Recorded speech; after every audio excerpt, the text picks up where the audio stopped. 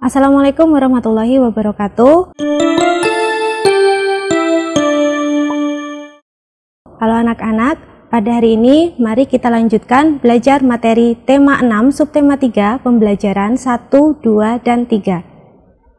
Nah anak-anak, ketika kalian menginginkan untuk mengetahui informasi tentang apapun, maka untuk menemukan informasi tersebut bisa kalian lakukan melalui kegiatan yang pertama membaca, yang kedua melalui kegiatan wawancara. Masih ingatkah kalian apakah itu wawancara? Ya, wawancara adalah kegiatan tanya jawab antara pewawancara dengan narasumber. Narasumber itu apa? Narasumber itu adalah orang yang memberi informasi atau orang yang kita tanya-tanyai. Narasumber itu nama lainnya adalah informan. Nah, anak-anak, ketika kita membaca atau melakukan wawancara untuk memperoleh informasi tertentu, maka terkadang ada beberapa kosakata baru yang belum kita ketahui, atau ada beberapa kosakata yang sudah kita pernah dengar, tetapi kita belum tahu makna atau artinya. Kalau seperti itu, alangkah baiknya kalian mencari maknanya pada Kamus Besar Bahasa Indonesia. Nah, untuk materi di tema 6 subtema 3 pembelajaran 1, 2, dan 3, ada beberapa bacaan di sana tentang energi alternatif. Di situ kalian bisa menemukan kosakata-kosakata baru seperti yang ada di sini, yang ada di samping ini ya. Kosakata yang berhubungan dengan energi alternatif beserta artinya. Nah, kalian juga bisa menemukan kosakata ini pada LKS kalian masing-masing. Anak-anak, mengapa sih kita harus mencari makna dari kosakata yang kita temui atau kita baca, kita dengar, supaya hal tersebut tidak menjadikan kesalahpahaman ketika kita menangkap informasi. Nah, anak-anak, energi alternatif itu adalah energi pengganti bahan bakar minyak. Contohnya yaitu air, panas, kemudian angin. Nah, angin, air, dan panas itu merupakan sumber daya alam yang ketersediaannya itu murah dan melimpah yang ada di sekitar kita. Akan tetapi, kita memiliki hak dan kewajiban terhadap sumber daya alam yang tersedia di sekitar kita tersebut. Salah satunya kewajibannya adalah dengan melestarikan sumber daya alam. Kemudian haknya yaitu menikmati atau memanfaatkan sumber daya alam untuk memenuhi kebutuhan kita. Selain itu kita juga memiliki hak dan kewajiban ketika kalian sedang bermain. Kewajibannya apa saja? Yang pertama yaitu membagi waktu bermain dan belajar. Nah, ini apalagi dalam kondisi pandemi seperti ini, maka kalian harus pandai-pandai dalam mengatur waktu ya. Kapan waktu bermain, kapan waktu belajar, kapan waktu beribadah, dan membantu orang tua supaya kalian bisa belajar mandiri. Kemudian yang kedua, meminta izin orang tua ketika akan bermain. Nah, ini penting sekali. Jadi ketika orang tua kalian tidak mengizinkan kalian bermain, ya jangan bermain ya. Kemudian yang ketiga, menjaga kebersihan tempat bermain. Nah, ketika kalian bermain mungkin dengan adik kalian di dalam ruangan ya, itu diberesin lagi alat-alat permainannya. Kemudian ketika kalian misalkan bermain sepak bola di lapangan, terus kemudian kalian haus dan membeli minuman, dan setelah habis, nah itu kemasannya dibuang di tempat sampah, jangan ditinggal di situ ya, supaya tidak kotor. Kemudian yang keempat itu adalah mematuhi aturan permainan. Setiap permainan itu memiliki aturan masing-masing, sehingga kalian harus mematuhinya dan tidak boleh curang. Kemudian yang kelima, menggunakan alat permainan dengan tanggung jawab. Nah, anak-anak, angin itu merupakan energi yang bisa dimanfaatkan untuk menggerakkan turbin dan menghasilkan listrik. Tetapi selain itu, angin juga bisa kita manfaatkan untuk menerbangkan layang-layang. Kita gunakan untuk permainan layang-layang. Nah, di sini ada gambar layang-layang yang mana layang-layang yang ada di sini itu merupakan contoh gambar dekoratif. Nah, kalian masih ingatkah unsur-unsur gambar dekoratif? Gambar dekoratif unsur-unsurnya adalah ada warna, garis, kemudian bentuk motif.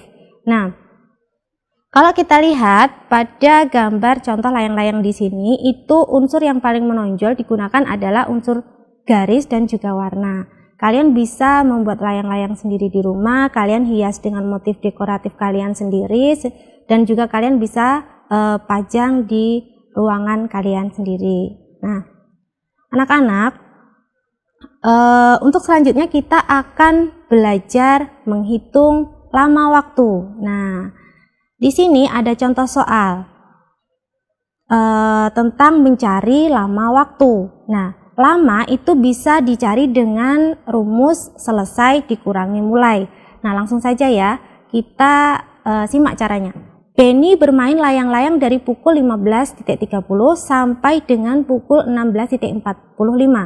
Berapa lama Benny bermain layang-layang? Nah, caranya yaitu kita lihat dulu. Selesainya dia bermain jam berapa? Yaitu jam 16.45. Seperti ini. Kemudian Benny mulai bermain pukul berapa? Pukul 15.30. Nah, kita tulis. Nah, lalu kita kurangi. Nah, untuk mencari lama itu dikurangi, selesai dikurangi mulai ya. 5 dikurangi 0, 5, 4 dikurangi 3, 1, 6 dikurangi 5, 1. Nah, jadi lamanya Benny bermain adalah 1 jam 15 menit. Nah, anak-anak, yang perlu kalian ingat bahwa pengurangan dan penjumlahan satuan waktu itu harus diluruskan ya. Menit-menit, jam juga jam, sesuai dengan satuannya masing-masing. Baiklah, sekarang kita lanjut ke contoh soal yang berikutnya. Nah, di sini Siti bermain layang-layang dari pukul 16.30 sampai dengan pukul 17.00. Berapakah lama Siti bermain layang-layang? Nah, caranya sama, kita tulis dulu. Selesainya dia bermain jam berapa? Selesainya dia bermain adalah pukul 17.00. Kemudian mulainya pukul 16.30. Lalu untuk mencari lamanya kita kurangi saja. Nah, ini 0 itu lebih kecil daripada 30, maka harus pinjam sampingnya. Nah, karena angka sampingnya ini adalah posisinya sebagai jam, nah maka pinjam satunya itu adalah harus kita rubah dulu ke bentuk menit. Jadi 1 jamnya dirubah ke menit. 1 jam itu sama dengan 60